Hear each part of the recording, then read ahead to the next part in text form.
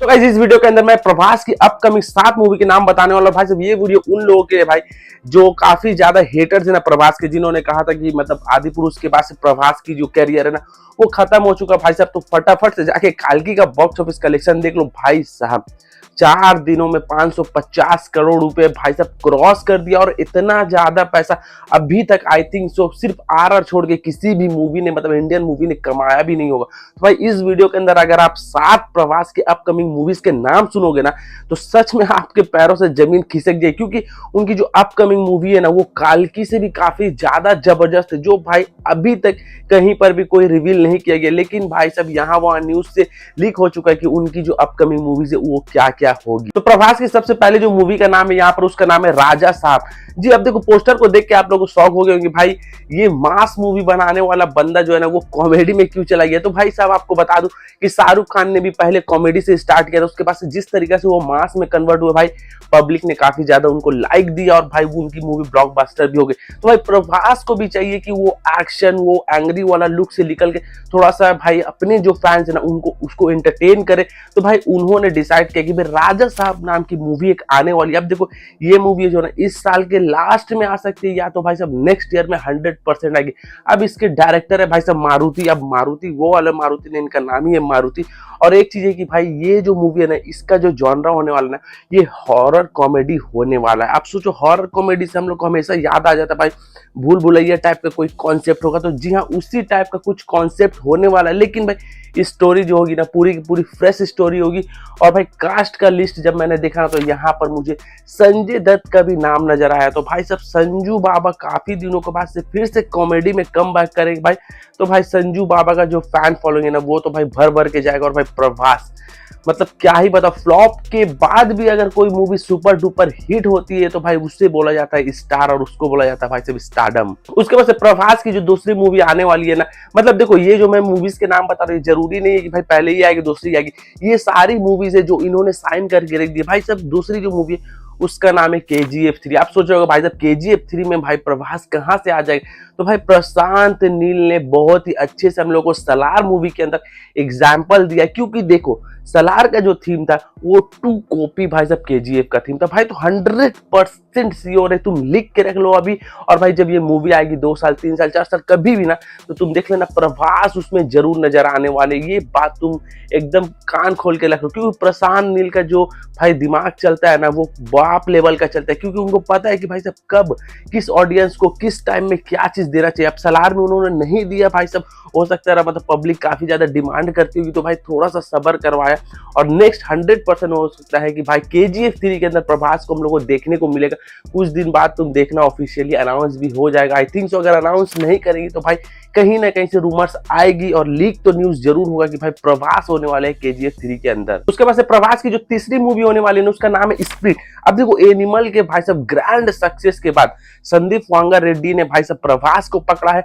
अब तुम समझ लो कि भाई संदीप रेड्डी वांगा जो कि एक इतना खतरनाक मूवी बना सकता है एनिमल को लेके, भाई वो रणबीर कपूर से क्या एक्टिंग करा दी। उसके अंदर जितने भी एक्टर तुम देख लो उन लोगों से इस तरीके से एक्टिंग कराया जो भाई साहब किसी भी मूवी में उन लोगों ने आज तक ऐसा एक्टिंग नहीं किया। और भाई बॉबी देओल जिनका कैरियर तक खत्म हो चुका था इस तरीके से कम बैक करवाया जो भाई एक इतिहास है। सच बता रहा हूँ बॉबी देओल को कोई मूवी नहीं मिलती, लेकिन एनिमल में उन्होंने इस तरीके से एक्टिंग किया ना भाई साहब भाई लोग फैन हो गए। तो भाई 100% है कि स्पीड बॉल की मूवी आएगी जिसके डायरेक्टर होंगे संदीप वांगा रेड्डी। अब इसमें जो प्रभास होने वाले हैं ना भाई साहब एक अलग ही लुक में होने वाला है। भाई साहब इनका लुक होने वाला है पुलिस का लुक होने वाला है, full action thriller movie compact ये मूवी होने वाली है। और सच बताओ तो प्रभास को एज अ पुलिस ऑफिसर देखने के लिए भाई उनके फैंस तो भाई हॉल फॉल तोड़ता सब कुछ करने वाले। सच बता क्योंकि प्रभास का जिस लेवल का स्टारडम अभी चल रहा है और कोई एक्टर नहीं है भाई साहब इंडिया में। सच बता रहा हूँ तुम लिख के रख लो। उसके बाद से प्रभास की जो चौथी मूवी है ना भाई साहब वो है काल्की का पार्ट 2। जी हाँ अब आपको याद है कि भाई साहब इस काल्की मतलब काल्की 2898 AD के अंदर प्रभास का एक नॉर्मल सा रोल दिखाया गया कि भाई वो नॉर्मल इंसान है, काशी में रहते हैं, उनके पास उतनी ज्यादा पावर नहीं है, जो भी वो टेक्नोलॉजी से यूज करते हैं। लेकिन भाई साहब क्लाइमेक्स के अंदर जिस तरह से उनका करना का रूप दिखाया गया है उससे 100% भाई साहब नाग अश्विन का 100% प्लान है कि उनको लेकर पार्ट 2 के अंदर, जिसका नाम होने वाला है भाई साहब 3102 BC। ऑलरेडी मैंने एक वीडियो में बता दिया है कि भाई साहब इसका नाम 3102 BC क्यों होगा पार्ट 2 का। वो वीडियो अगर आपने नहीं देखा तो जाकर चेकआउट कर लें। तो भाई साहब चौथी मूवी भाई काल की पार्ट 2 100% कंफर्म है प्रभास की। ये मूवी मतलब वो मूवी तो भाई साहब बाप लेवल की होगी, क्योंकि इस मूवी का रिकॉर्ड आई थिंक सो जो है ना, ये जो मूवी जिस तरीके से कमा रही है ना भाई 1,500-2,000 तो जा ही सकती है अगर इस तरीका का इसका भाई साहब रहना पड़ा तो। 5 नंबर पे जो मूवी आती है उसका नाम है रावणा। अब देखो ये मैं एक आर्टिकल में पढ़ा था कि भाई प्रशांत नील है ना जो वो एक मूवी लिख रहे हैं जिसका नाम है रावणा। अब इसमें प्रवास होने वाला, अब याद रखो भाई आदि पुरुष में राम का रोल निभाया था, तो भाई हम लोग काफी ज्यादा नाराज हुए थे क्योंकि जिस तरीके का वीएफएक्स था, उनका एक्टिंग था, डायलॉग डिलीवरी था, बिल्कुल भी मैच नहीं कर रहा था राम जी से। लेकिन भाई प्रशांत नील को पता है कि प्रशांत नील किस लिए मशहूर है भाई साहब, वो डायनासोर या तो टाइगर भाई इतना खूंखार बना देते हैं किसी भी इंसान को ना भाई, क्योंकि रावण का रोल 2 कॉपी इसी तरीका का था। तो भाई साहब प्रशांत नील ने एक स्क्रिप्ट लिखा है जिसमें भाई Prabhas as a Rawna role, मतलब रावण का रोल करने वाले, और हो सकता है ये कहानी भाई साहब रामायण से ही रिलेट होगी, उसका कुछ अपग्रेड वर्जन होगा। लेकिन ये जो मूवी है ना इस पे काफी टाइम है अभी, क्योंकि प्रशांत नील के पास बहुत सारे अपकमिंग प्रोजेक्ट है। लेकिन ये मूवी कंफर्म है कि भाई जो प्रभास की है ना ये रावणा मूवी 100% आने वाली है। अब देखो मूवीज काफी ज्यादा है तो भाई हो सकता है इसका टाइमलाइन भी आगे जा सकता है। उसके बाद से 6 नंबर पे भाई साहब जो सबसे बड़ा नाम आता है, मतलब इंडियन सिनेमा को जिसने चेंज कर दिया था, प्रभास को जिसने एक नया स्टारडम दिया था भाई साहब के, मतलब बाहुबली 3।